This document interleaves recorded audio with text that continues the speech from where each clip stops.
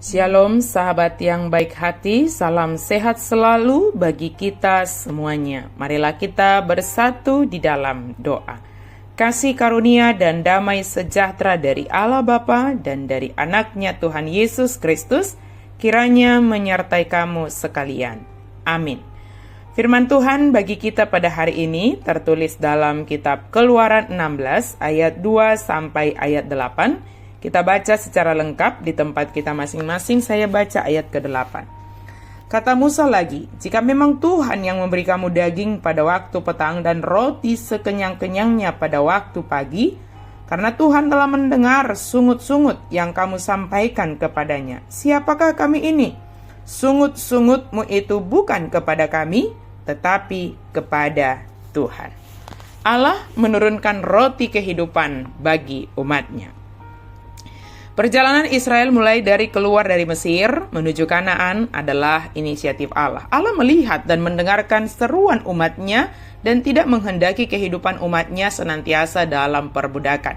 Ada banyak hal yang dikerjakan Tuhan bagi mereka. Menyatakan kuasa Tuhan saja yang membawa mereka keluar dari Mesir, dari perbudakan.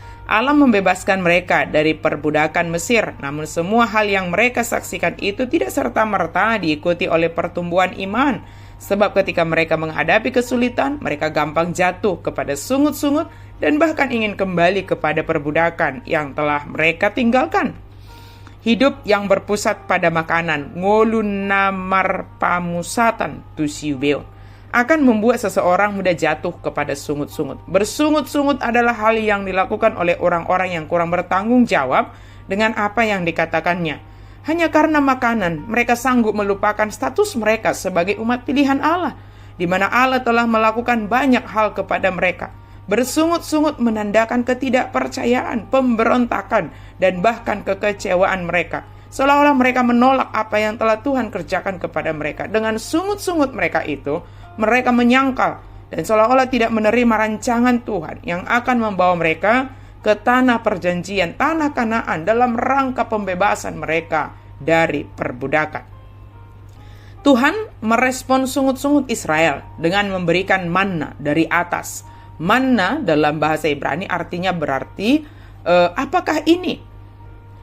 Merupakan makanan yang menopang orang Israel dalam pengembaraan mereka di padang gurun. Kata manna, manhu, menunjukkan bahwa sesungguhnya mereka belum mengenal makanan itu sebelumnya.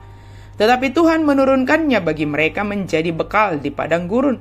Mereka hanya dapat mengambil sesuai kebutuhan masing-masing setiap hari, tetapi berbeda pada hari Sabat. Artinya Tuhan menyediakan kebutuhan setiap hari orang. Setiap orang itu setiap hari. Cukup untuk setiap orang. Tidak ada yang kekurangan dan tidak ada yang berkelebihan. Namun semua ini tidak menyurutkan sungut-sungut mereka juga.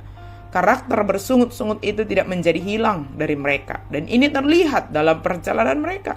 Terbukti. Sebab pada akhirnya mereka merasa bosan dengan manna itu. Dan meminta daging. Dan ketika Tuhan memberikan burung puyuh untuk mereka makan, namun mereka menjadi serakah. Sahabat yang baik hati, Tuhan menyediakan segala yang kita perlukan. Tidak hanya menyediakan makanan, tetapi Dia adalah sumber segala kebutuhan dalam hidup kita ini. Sebagaimana pengakuan iman rasuli pasal pertama yang menyatakan bahwa Allah Bapa yang telah menciptakan kita, Dia memelihara dan Dia memberikan segala yang kita butuhkan. Allah yang kita sembah adalah Allah yang membebaskan dan juga Allah yang menyediakan segala yang kita butuhkan. Tentu kita pernah merasa lapar. Tetapi bukan karena lapar atau ketika tidak ada makanan, maka kita langsung bersungut-sungut dan bahkan jatuh kepada dosa. Sungut-sungut hanya menunjukkan ketidaktaatan kita kepada Allah dan tidak percaya kepada Allah, bahkan menunjukkan ketidakyakinan akan rencana dan rancangan Allah atas hidup kita. Yesus adalah roti kehidupan.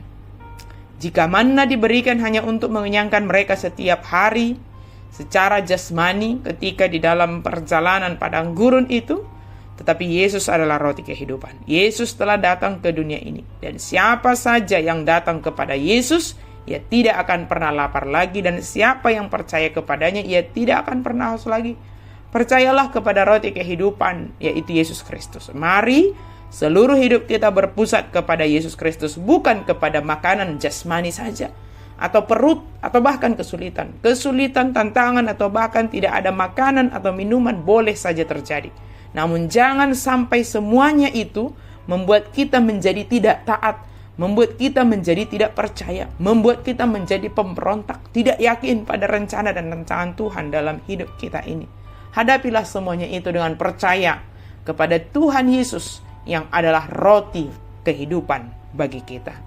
Amin, mari kita berdoa. Terima kasih Tuhan untuk firman-Mu. Kami percaya Engkau memelihara kehidupan kami, memberikan apa yang kami butuhkan ya Tuhan. Kebutuhan jasmani, kebutuhan rohani Engkau siapkan, Engkau sediakan bagi kami Tuhan.